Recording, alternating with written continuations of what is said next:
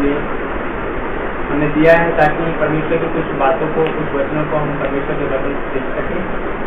तो आज हम सीखेंगे कि क्या प्रभु यीशु मसीह जात और धर्म लेकर आए हैं।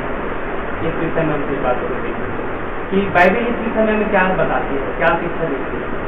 तो हम देखेंगे तो बाइबल में हम जब उत्पत्ति निकालेंगे तो मेरे को उत्पत्ति में लिखा है कि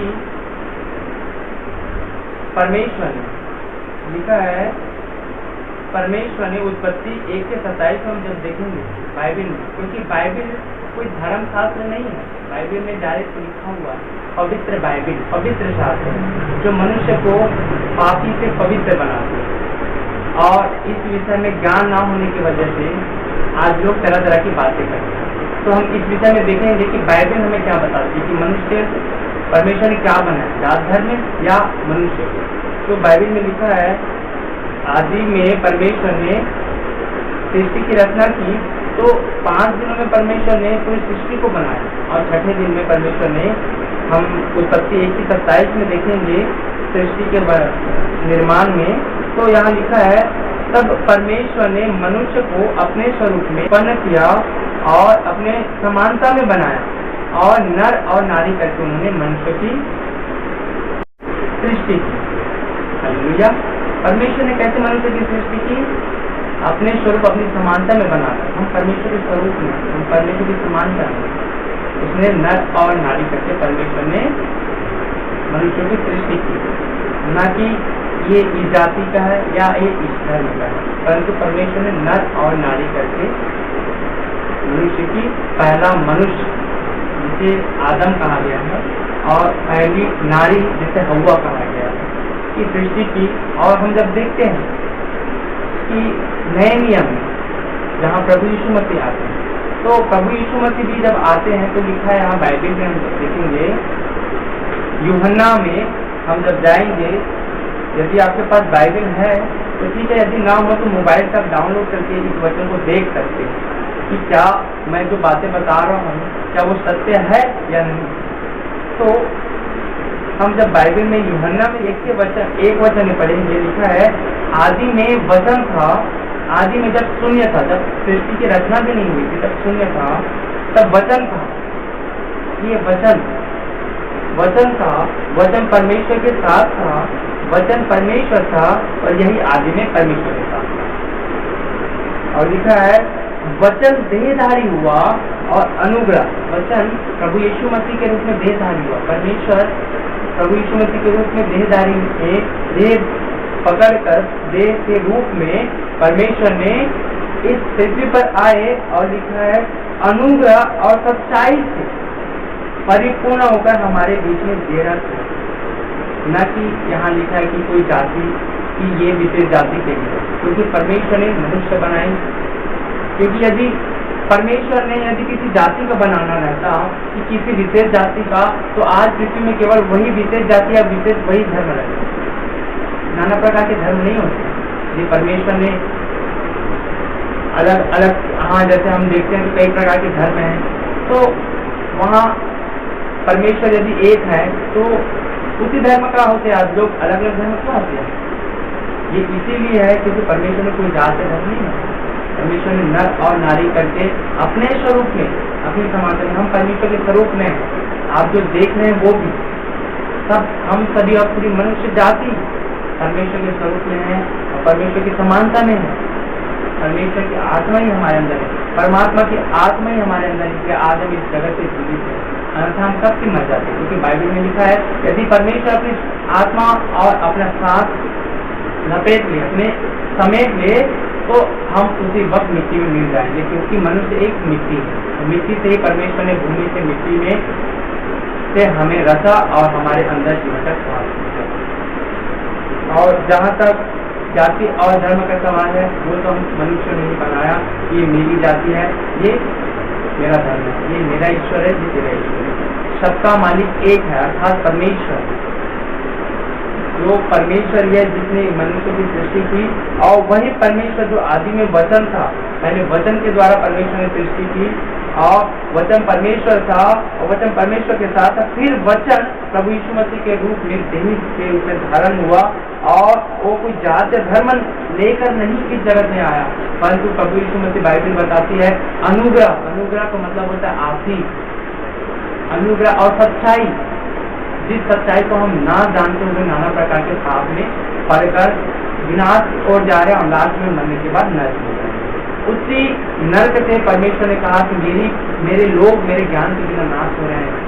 तो परमेश्वर जब वहां से देखे तो उनको दुख हुआ, तो इसी कारण परमेश्वर ने प्रभु यीशु मसीह के रूप में अपने को प्रकट कर सच्चाई और अनुग्रह लेकर आए कि सत्य को जो जान जाएंगे तो वो पाप न करेंगे, परंतु नाश न होंगे, परंतु अनंत जीवन पाएंगे। क्योंकि परमेश्वर का बाइबल में लिखा है, हम जब पढ़ेंगे यूहन्ना 3:16 में, कि परमेश्वर ने जगत से ऐसा प्रेम रखा कि उसने अपने इकलौते पुत्र प्रभु यीशु मसीह को दे दिया, और जो कोई उसका विश्वास करे वह नाश अपना सोचो कितना प्रेम करते परमेश्वर।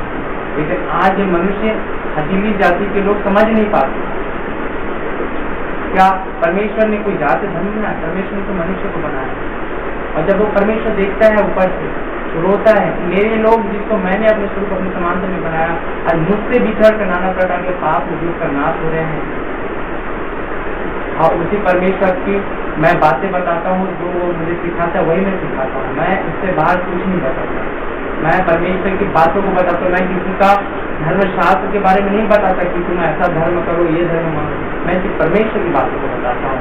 इसीलिए परमेश्वर ने मुझे कहा कि यदि तेरा बैरी, यदि तेरे विरोध में नाना प्रकार की बातें बोले, झूठी झूठी आरोप लगाए और तुम्हें सताए और तेरे विरोध में नाना प्रकार की बातें बोलकर तुम्हें धमकियां दे, मेरे नाम के कारण तुम्हारे विषय में झूठे झूठे आरोप लगाए, तुम्हारी निंदा करे, तो भी तुम उनके लिए प्रार्थना करो। इसीलिए मैंने परमेश्वर से प्रार्थना किया। अभी हाल ही में, यदि आप जानते हो या नहीं, मेरे को तो मालूम नहीं है, यदि आप जानते भी होंगे तो हाल ही में कुछ लोगों ने परमेश्वर के नाम के कारण झूठे झूठे आरोप लगा के निंदा कि ऐसा तुम कराते हो, वैसा कराते हो, लेकिन ऐसा इसमें से कोई भी एक भी बात सत्य नहीं। मैं तो सिर्फ परमेश्वर के लोगों को परमेश्वर के बातें बताता हूँ ताकि वो परमेश्वर से मेल करे और परमेश्वर से मिल जाए और वो परमेश्वर के साथ चलकर अनंत जीवन पाए। यही मेरे जीवन का लक्ष्य है और यही मैं चाहता हूँ कि हर एक लोग परमेश्वर को जाने। ऐसा कोई जात या धर्म के लोग नहीं है जो परमेश्वर के लिए, परमेश्वर ने तो हर एक मनुष्य को बनाया है। और यही मेरी इच्छा है कि मैं हर एक के तक, हर एक मनुष्य तक परमेश्वर की सारी बातों को, सारे वचनों को बता सकूं, ताकि वो लोग अपने परमेश्वर, अपने पिता को जानकर अपना जीवन सेव करें और अच्छा जीवन दिए, ताकि इस पृथ्वी पर से जाने के बाद भी स्वर्ग में प्रवेश पाए। क्योंकि हर एक मनुष्य को यहाँ से जाना है, हर एक मनुष्य को यहाँ से जाना है। ऐसा कोई मनुष्य नहीं है कि जो अमर है कि और नहीं मरेगा, मृत्यु का स्वाद नहीं सकेगा, हर एक मनुष्य को जाना है। लेकिन हम जब परमेश्वर को जान लेंगे जो स्वर्ग का राजा है, तो हम स्वर्ग में प्रवेश पाएंगे और हम अच्छा जीवन, हम इस पृथ्वी पर भी अच्छा जीवन जीने पाएंगे। और इस पृथ्वी के पास जो हमारा जीवन है, जहाँ आत्मा का जीवन है, वहाँ भी हम अनंत जीवन पाएंगे और हमेशा के लिए हमारी आत्माएं परमेश्वर के स्वर्ग में परमेश्वर के पास रहेंगी। आमीन। तो बस मेरे क्यों मैं यही छोटा सा संदेश आपको देना चाहता था। और जो लोगों ने इन बातों के विरोध में भी मेरे से आकर बोली है, उन सारे लोगों के भी लोगों के लिए भी मैंने प्रार्थना की कि परमेश्वर के साथ आप उन पर दया करें। वो भी आपके ही लोग, मुझे कोई गिला शिकवा नहीं कि कोई लोग मुझे क्या बोलते हैं, कौन कौन से गाली देता है, कौन क्या बोलता है, मुझे उससे कोई फर्क नहीं पड़ता। क्योंकि मैं मनुष्य से आदर ही नहीं चाहता, मैं तो उस परमेश्वर से आदर चाहता हूँ जो स्वर्ग से मुझे देखता है। क्योंकि उसने कहा है, धन्य है वे जो मेरे नाम के कारण निंदा चाहते हैं। मैंने तय लिया, परमेश्वर ने कहा चलो तुम एक दूसरे के अपराध क्षमा करो, तुम्हारा अपराध क्षमा किया जाएगा। मैंने उन सारे भाइयों का अपराध क्षमा किया जिन्होंने आकर बिना सोचे समझे मुझे नाना प्रकार के बातों के बोलकर मुझे और भी लोगों को बातें बोलकर उन्होंने दोष लगाया। तो मैंने उनके लिए प्रार्थना किया, परमेश्वर के साथ उन पर दया कर, मेरे भाई हैं, वो नहीं जानता है उस सत्य को जो बाइबल हमें बताती है। क्योंकि सत्य वही जानते हैं जो प्रभु यीशु मसीह को जानते हैं। क्योंकि सत्य, और हमने पढ़ा अभी, सच्चाई और अनुग्रह प्रभु यीशु मसीह लेकर आए हैं और उसी सच्चाई को प्रभु यीशु मसीह के द्वारा मैंने पाया और उसी सच्चाई को मैं दूसरों तक पहुंचाने की कोशिश करता हूँ, क्योंकि परमेश्वर मुझे यही आगे तो बच गए, लेकिन तुम्हारे और भी किसी पर भाई हैं उनको भी यही बात बताओ कि वो भी सत्य को जाने और सत्य में स्वतंत्र करें। और मैं किसी जोर और जबरदस्ती से नहीं, मैं सिर्फ बताता हूँ जो अपनी स्वेच्छा से जो परमेश्वर को जानते हैं, जो जिनको अच्छा लगता है परमेश्वर को मानते हैं, क्योंकि उनके द्वारा उनको आशीष मिलती है। इसलिए मैंने परमेश्वर से उन लोगों के लिए भी प्रार्थना किया कि परमेश्वर पिता जिन लोगों ने आपका विरोध किया है, परमेश्वर पिता आप दया करना, आप कृपा करना, क्योंकि आप दयालु हैं, आप उन पर दया करना और वो भी सत्य को जाने, सत्य उन्हें भी स्वतंत्र करे और वो भी परमेश्वर पिता एक समय में आपके नाम पर और आपके पवित्र नाम की महिमा करके और आगे भी मैं ऐसे ही करता रहूँगा, क्योंकि मुझे किसी से कोई गिला शिकवा नहीं, किसी से कोई दुश्मनी नहीं, किसी से कोई शिकायत नहीं, क्योंकि मेरा परमेश्वर मुझे ये बातें नहीं सिखाता। उसने कहा बुराई के बदले तुम बुराई ना करना, यदि कोई तुम्हें गाली दे तो तुम गाली ना देना, यदि कोई तुम्हें श्राप दे तो तुम उसे आशीष देना, और कोई तुम्हें सताए तो उनके लिए प्रार्थना करना। और मैंने बस यही किया। मैंने जब लोगों ने मुझे श्राप दिया, पहले पूरी बातें बोली, तो मैंने बस परमेश्वर से आशीष मांगी और परमेश्वर उन लोगों को भी आशीष दे जो बिना सोचे समझे परमेश्वर के नाम के विरोध में आकर नाना प्रकार की बातें बोले हैं, उन्हें भी परमेश्वर आशीष दे, उनके जीवन में परमेश्वर का राज दिया है। मैं यही परमेश्वर से प्रार्थना करता हूँ। आप सभी को